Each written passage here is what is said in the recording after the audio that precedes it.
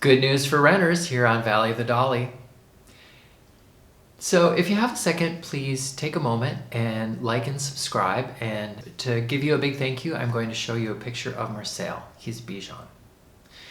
Now, this is really a story about the explosion we've seen in inventory. We're going to talk about pricing first, and then we'll get into exactly what this means, this explosion in inventory. Rents have been skyrocketing for the last number of years, and just every year you've seen huge increases, sometimes double-digit numbers increasing year over year. But what's happened in the last few quarters has really been startling and kind of eye-opening. In the latter part of 2023, there were a number of proposals put forward in the Habitual SAO to limit the amount that you can increase what you charge for a tenant, and that's set at, I believe it's 2% or 2% plus whatever adjustments for cost of living are provided to the landlord. So this year there was a 2% plus 5-something% for landlords' rate of inflation.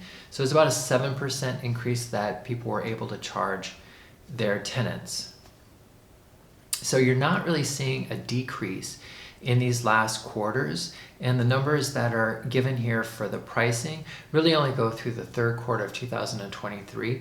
The numbers for the fourth quarter will be available next month, and we'll check back on those to see exactly what happened as you're starting to see the effects of the Habitual SAO forcing people who have vacant units to put them on the market for rent, making sure that those additional units that are not certified as Airbnb are on the long-term rental market, no longer offering additional licenses in places like Lisbon and Porto for Airbnb rentals. So a lot of these short-term rentals, which make a huge portion of the rental inventory, are starting to be whittled away and brought into long-term inventory. At the same time, if you look back a couple of years, you saw a spike in 2021, and then a spike again in the beginning of 2022 when you had the Russian invasion of Ukraine, and there was a huge influx of people into the country there. And in the prior year, in 2021, there had been a huge influx of people coming into the country just as COVID had started to lift. So in 2021, you have an influx of people as COVID is easing up, and then the following year, another huge influx. And you see that demand in this chart provided by the National Institute for Statistics. You see these huge peaks that were happening there. But we're not seeing that huge demand anymore. And how is that being reflected in the market? Well, first of all, prices have leveled off. As you can see, a number of these quarters that are shown in the chart, they're just very level. They kind of go up, kind of go down depending upon the time of the year, which is pretty typical, but they're not increasing. But the real canary in the coal mine here is the amount of inventory that is sitting on the market, and that is really startling. So when you talk about the increase in supply of housing for rent in Portugal, we're talking about over 113% in Porto. We've seen a huge increase in the number of available units on the market up for rent. We've also seen the numbers in Braga at 85%, which is just north of Porto. And if you look at Lisbon, it's a 63% increase in the number of rental units that are available on the market. So there's a huge influx in the number of units that are on the market, or units that have continued not to rent at the prices that they're being offered at. What does this mean? Well, this means very quickly we're going to have to see price adjustments to reflect what the market needs and requires. So if you're out there looking to rent an apartment, I would give serious consideration to how much you're going to be paying, because there's a huge influx of inventory.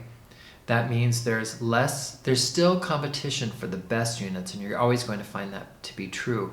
But this is becoming more and more of a renter's market and less of a landlord's market.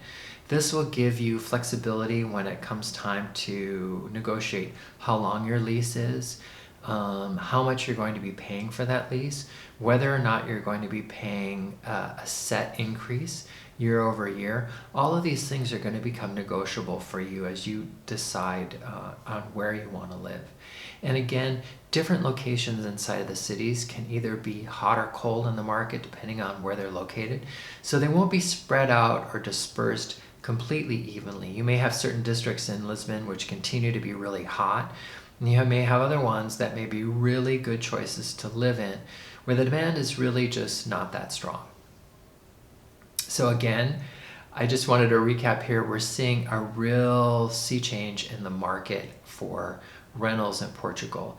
You're seeing a gigantic increase in the number of units that are available for rent. So again, in Lisbon, it's 63% increase in the number of units that are available for rent. And in Porto, it's over 100% increase in the number of units that are available for rent. And we're seeing the number of leases that are being completed decline. So you have a huge increase in inventory, and at the same time you have a decrease in the number of units that are actually being completed and leased out. So it's not going to be very long as we move into these winter months where we'll probably begin to see adjustments in the market. And yes, you're going to see a lot of landlords have gotten used to this year upon year upon year, huge increases in the amount that they can charge for rent. But I think now we're going to see, with rent controls coming into place, but also just with demand falling off due to the removal of NHR and other programs that have encouraged people moving into the country, or people looking at moving around from unit to unit, that those things are really coming into play now, and that's really going to affect the number of units that you're finding available. So I'm really wondering, if you're out there looking for an apartment in the market, are you finding this to be true? Are you finding that there's a lot more units available for you on the market? They may not have adjusted in price, because I'm wondering if you're finding that as well. It doesn't seem like the prices as yet have gone down, but we're seeing a real plateau. And I'm wondering if you're finding, when you're negotiating for those units, if you see more flexibility, and if you find that you really are probably the only one who's actually looking at renting that unit. This is Ted at Valley of the Dolly. I look forward to talking with you soon. Thanks. Bye.